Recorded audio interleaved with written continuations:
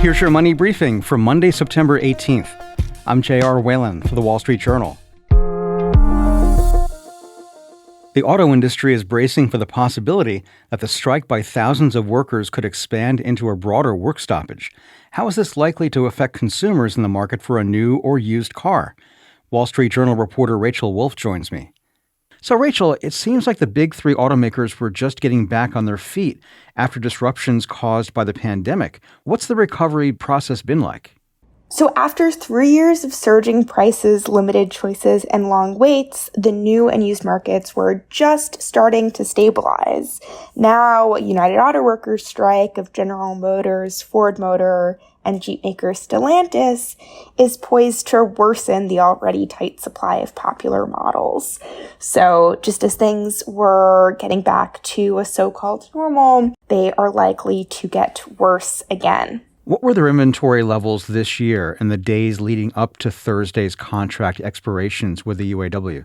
Detroit car companies have been building inventory and have enough to last for nearly 2 months or more based on the current selling pace. And that's according to industry data. So at the end of August, Stellantis, whose brands include Ram, Chrysler, and Dodge, had 74 days worth of unsold inventory. Ford had 64 days and GM had 50 days. The industry's average was 38 days, so these three are above that average, which means that if it's a short strike, it's possible that these automakers will be able to weather it without consumers seeing all that much disruption. Okay, so there's a cushion there. But what if a strike by workers at the big three were to linger for weeks or months? How could prices of new cars be affected? A protracted strike is different. It would likely put pressure on new car prices that surged 34% during the pandemic and were at a record of almost $52,000 in August. So if a strike were to last longer than a couple of weeks, like it did at GM back in 2019, consumers could be seeing some much higher prices and lower supply of popular models. Could there also be deals to be had? There are still deals, surprisingly, especially if you're willing to look past the most popular sellers. So if a vehicle sits on a lot for more than 90 days, some dealerships start to slash prices and offer discounts. So what consumers would want to look for are less sought-after models. Think the Chrysler 300, the Chrysler Pacifica minivan. They might fit the bill. Electric cars, surprisingly, could also be more of a bargain than their gas-powered counterparts. EV inventory is at 78 days on average, and some models are even more than that. So the Ford Mustang Mach-E is at 111 days, the Nissan Leaf is at 112 days, and the Nissan Ariya is at 122 days. So again, the longer a car sits, the more supply there is, the more likely you are to find a deal. Now, how about used cars?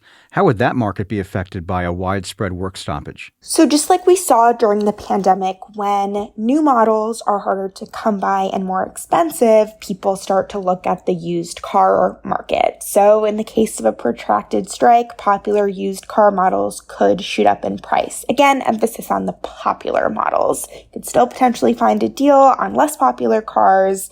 But just like during the pandemic, when demand for used vehicles surged and inventories dwindled nationwide, that could happen again.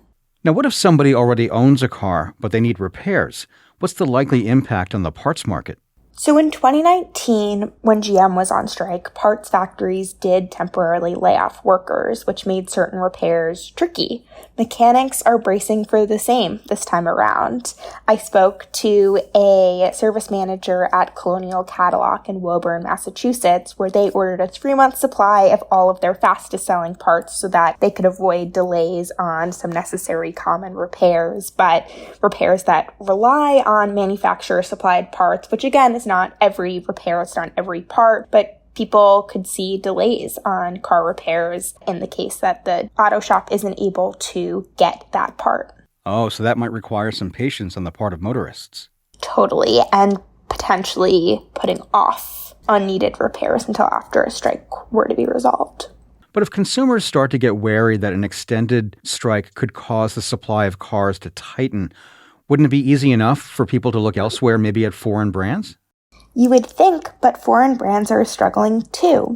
Certain foreign brands, including Honda and Toyota, haven't been able to recover from the pandemic in the same way that the Detroit automakers have. So even though a significant chunk of consumers shopping, in this case, Car Resource Edmunds website in August, for models from Ford also looked at vehicles from Toyota and Honda, they aren't necessarily going to find better deals there. So Toyota and Honda had 24 and 25 days of unsold inventory at the end of August, respectively, according to Motor Intelligence, and that's far below where the Detroit brands are now. So you're not likely to see a deal there.